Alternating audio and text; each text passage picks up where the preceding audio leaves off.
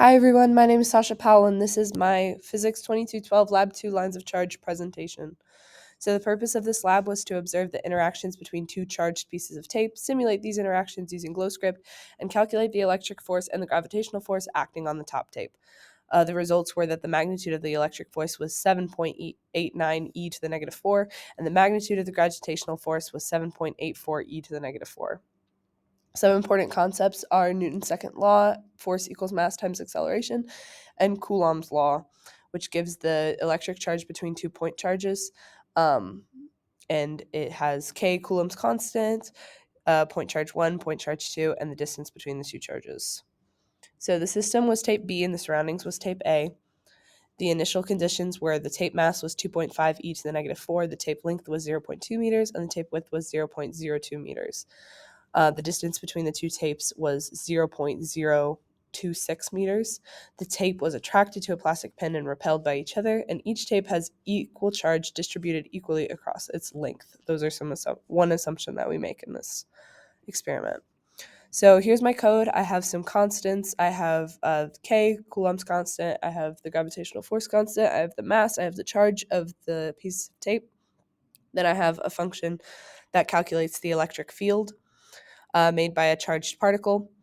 And then I have a function that creates a line charge, which represents the pieces of tape. So it basically creates like a whole bunch of point charges and a line. And then I have those two function calls underneath that make the top tape and the bottom tape. And then I have a function that calculates up all of those little particles and the forces or electric fields of all those little particles and adds them up to get the electric force of the entire piece of tape.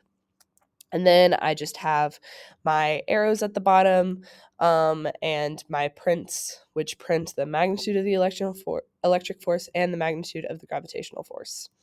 So here's the output of my code. As you can see, there's two kind of lines made out of a bunch of points, and those are the two pieces of tape. I've got my gravitational force pointing down. I've got my electric force pointing up, and those two forces are basically the same magnitude. And then I have all of the little arrows for all of the little forces felt by the top tape. So some possible sources of error is that some charge may have been lost while I was handling the tape. Additional forces in the surroundings were not accounted for, and the charges of the two tapes may not have been equal, which was that assumption that I made earlier. So what if I had modeled each of my tapes as a single point charge like the previous lab, compare the estimated value of the charge you get when you use your experimental data to produce a point charge model to the value you got with your line charge model, and as you can see, they're pretty different.